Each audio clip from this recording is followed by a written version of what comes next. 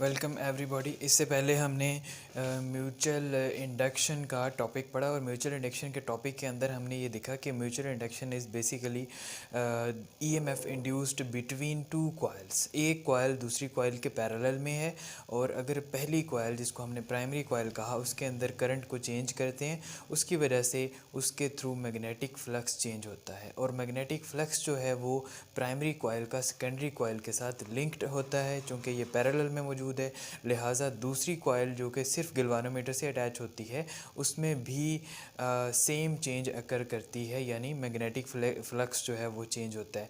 So magnetic flux change होने की वजह से क्या होगा, सेकेंडरी कॉइल के अंदर ईएमएफ इंड्यूस होगी जिसको हम कहते हैं म्यूचुअल इंडक्शन। इस प्रोसेस को हम नाम देते हैं। इसके अंदर हमारे पास एक कांस्टेंट ऑफ प्रोपोर्शनैलिटी आता है एम के बराबर, जिसको हम कहते हैं म्यूचुअल इंडक्टेंस। और आज हमने देखना है कि म्यूचुअल इंडक्टेंस किन किन चीज़ों पे डिपेंड करती है, कब ये ज़्यादा हो सकती है, कब ये कम हो सकती है, और इसके यूनिट्स क्या होते हैं, इसकी फ़िज़िकल जो प्रॉपर्टीज़ हैं और यूनिट्स के अंदर जो डेफिनेशंस आती हैं उसको हम स्टडी करेंगे। तो सबसे पहले हम देखते हैं कि म्यूचुअल इंडक्टेंस जो है ये कितनी चीज़ों पे डिपेंड करती है। तो सबसे पहले ये डिपेंड करती है number of turns of the coil, यानी कॉइल के अंदर जितने टर्न्स होंगे उतनी ज़्यादा म्यूचुअल इंडक्टेंस और कम प्रोड्यूस होगी। ठीक है जी। तो सबसे पहली जो डिपेंडेंस है इसकी ये है number of turns in coil. Okay, तो नंबर ऑफ़ टर्न्स जितने कम होंगे, जितने ज़्यादा होंगे, उतनी ज़्यादा म्यूचुअल इंडक्टेंस जो है उसकी वैल्यू होगी। इसी हिसाब से दूसरी जो चीज़ है यहाँ पे, it is the area of coil. ठीक है, तो जितना क्रॉस सेक्शन एरिया इस सर्कल का जो इसके एंड के ऊपर बनेगा, इसका जितना क्रॉस सेक्शन एरिया कम और ज़्यादा होगा उसी हिसाब से म्यूचुअल इंडक्टेंस जो है ये भी कम और ज़्यादा होगी। थर्ड चीज़ जो है, it depends upon closeness of turns. ठीक है, इसको थोड़ा सा समझ लें। क्लोजनेस ऑफ टर्न से क्या मुराद है, ये एक स्प्रिंग नुमा चीज़ है। अगर हम स्प्रिंग की ही एग्जांपल कंसीडर करते हैं तो कंप्रेस्ड फॉर्म में जब स्प्रिंग होगा तो वहाँ पे हम कहेंगे कि उसके जो टर्न्स हैं वो करीब करीब आ गए हैं, और इस फॉर्म के अंदर हम कहेंगे कि क्लोजनेस ऑफ टर्न्स जो है ये इंक्रीज़ हो चुकी है। तो जितना ज़्यादा कंप्रेस्ड होगा उतनी क्लोजनेस ऑफ टर्न्स जो है वो ज़्यादा होती जाएगी, और उतनी ही कम और ज़्यादा वैल्यू जो है यो म्यूचुअल इंडक्टेंस की जो वैल्यू है ये उतनी ही ज़्यादा कम और ज़्यादा होती जाएगी। ओके, सो थर्ड डिपेंडेंस हमारे पास आती है क्लोजनेस ऑफ टर्न्स। ठीक है जी। और उसके बाद आ जाएगा जी फोर्थ पे प्रॉपर्टीज़ ऑफ मटेरियल। ठीक है, तो प्रॉपर्टीज़ ऑफ मटेरियल बेसिकली क्या चीज़ है, अगर ये कॉपर की बनी हुई है, सिल्वर की बनी हुई है या किसी और मेटल की बनी हुई है, तो हर एक के अंदर रेजिस्टेंस डिफरेंट होती है। इस लिहाज से कंडक्टिविटी और रेजिस्टिविटी की वैल्यूज़ पे डिपेंड करते हुए जो प्रॉपर्टीज़ ऑफ द मटेरियल हैं उसके ऊपर भी म्यूचुअल इंडक्टेंस जो है ये डिपेंड करती है। इसके अलावा नेक्स्ट जो है, it is the direction of coil. ठीक है जी। सो डायरेक्शन ऑफ कॉइल से क्या मुराद है, मैग्नेटिक फील्ड, चूँकि यहाँ पे हमने इसके अंदर जो मैग्नेटिक फील्ड प्रोड्यूस होती है वो कुछ इस तरह से होती है, और इसके सामने जो हमने दूसरी कॉइल रखी हुई है, लेट से कि वो हमने थोड़ी सी डिस्प्लेस कर दी है, तो ऑब्वियसली अब इसके अंदर जो म्यूचुअल इंडक्शन होगी कम होगी। ठीक है, तो इस लिहाज से जो डायरेक्शन ऑफ द कॉइल्स है वो भी इस चीज़ को मुतासर करती है, और म्यूचुअल इंडक्शन कम्प्लीटली इन 5 चीज़ों पे डिपेंड करती है। इसके बाद हम देखेंगे units of mutual induction.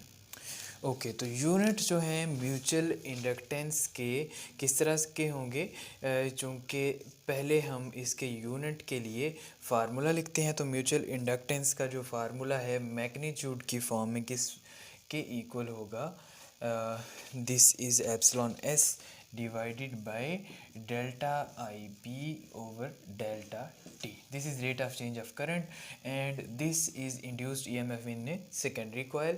M is the mutual inductance here. Okay, so it is the magnitude. हमें यहाँ पे जो साइन वगैरह है उसकी ज़रूरत नहीं है, तो हमने सिर्फ मैग्नीट्यूड लिखा। अब यूनिट्स ऑफ एम बेसिकली क्या होते हैं, it is equal to henry. और हेनरी को एसआई यूनिट्स में किस तरह डिफ़ाइन करेंगे ये हम देखेंगे। सबसे पहले यहाँ पे ईएमएफ है, ईएमएफ वोल्टेज होता है, तो ये यूनिट क्या होंगे, वोल्ट। और यहाँ पे जो करंट में चेंज आएगा ये एम्पेयर में होगा और डिवीजन में सेकंड आ जाएगा। ओके, तो this is SI system of units. ये वोल्ट्स के लिए वी लिखा, सेकंड ऊपर चला जाएगा, एम्पेयर जो है ये इन्वर्स में ऊपर आ जाएगा। So henry is equal to volt second per ampere. Okay, so these are the units of mutual inductance. इसके बाद यहाँ पे जो हमने नई चीज़ इंट्रोड्यूस करवाई है वो बेसिकली एच है, जो कि हेनरी के बराबर है। और ये हेनरी जो है एक साइंटिस्ट का नाम था और उसी के नाम के तवस्सुस से हमने इसको डिफ़ाइन किया, यूनिट्स को उसी के नाम के साथ डेडिकेट किया। इसके बाद हम हेनरी को डिफ़ाइन करेंगे कि व्हाट इज़ बेसिकली हेनरी। तो इसी फार्मूला को हम लिखेंगे और इसी में से हम हेनरी की जो डेफिनेशन है उसको निकालेंगे वोल्ट सेकंड्स पर एम्पेयर से। Okay, so this is the definition of Henry. Henry is equal to volt second per ampere, जो अभी हमने डिराइव किए हैं यूनिट्स। ये एसआई यूनिट्स हैं in terms of base units. Henry is equal to volt second per ampere. यहाँ से हमने हेनरी को डिफ़ाइन करना है। तो हेनरी को डिफ़ाइन करने के लिए आपने हमेशा याद रखना है, आपने पहले यूनिट्स का फार्मूला लिखना है। उसके बाद किसी भी यूनिट को डिफ़ाइन करने के लिए in terms of base units आपने सबसे पहले 1 का मैग्नीट्यूड यहाँ पे लगा देना है। ओके, इसके बाद हम देखेंगे कि 1 हेनरी जो है ये कब इंडक्टेंस होगी। 1 हेनरी इंडक्टेंस की mutual inductance is equal to 1 henry तब होगी जब 1 एम्पेयर करंट पास करे 1 सेकंड के अंदर और उसके नतीजे में 1 वोल्ट के बराबर ईएमएफ इंड्यूस हो। तो ऐसे सीन में हम कहेंगे कि उस कॉइल की जो म्यूचुअल इंडक्टेंस है ये बराबर है 1 हेनरी के। तो वेरी इजी है, यहाँ से आप इसको दोबारा देखें। अगर 1 एम्पेयर करंट पास करता है 1 सेकंड में किसी कॉइल में से, प्राइमरी कॉइल में से, उसके नतीजे में सेकेंडरी कॉइल के अंदर 1 वोल्ट का ईएमएफ इंड्यूस होता है। तो इस म्यूचुअल इंडक्टेंस इस कॉइल की हम कहेंगे इज इक्वल टू 1 हेनरी।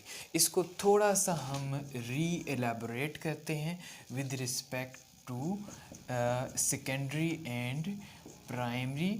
और ये होगा बेसिकली जो ईएमएफ है ये सेकेंडरी कॉइल में प्रोड्यूस होगा और दिस इज़ 1 सेकंड प्राइमरी में हो रहा है और ये जो 1 एम्पेयर है दिस इज़ प्राइमरी में।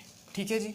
तो अब हम कहते हैं कि अगर 1 एम्पेयर करंट जो है ये पास करता है प्राइमरी कॉइल में से 1 सेकंड में से, देन सेकेंडरी कॉइल के अंदर 1 वोल्ट ईएमएफ प्रोड्यूस हो, तो इसकी जो म्यूचुअल इंडक्टेंस होगी ये 1 हेनरी के बराबर होगी। ठीक है, तो इसी तरह से इसी इक्वेशन से हम यहाँ पे फिज़िक्स इसकी निकालेंगे मैथमेटिक्स से। So the mutual inductance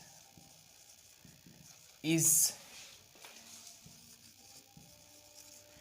equal to 1 henry if क्या होगा, if 1 ampere current is passed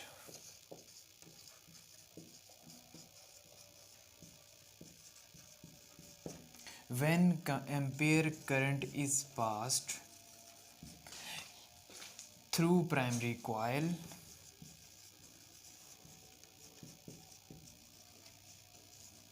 in 1 second,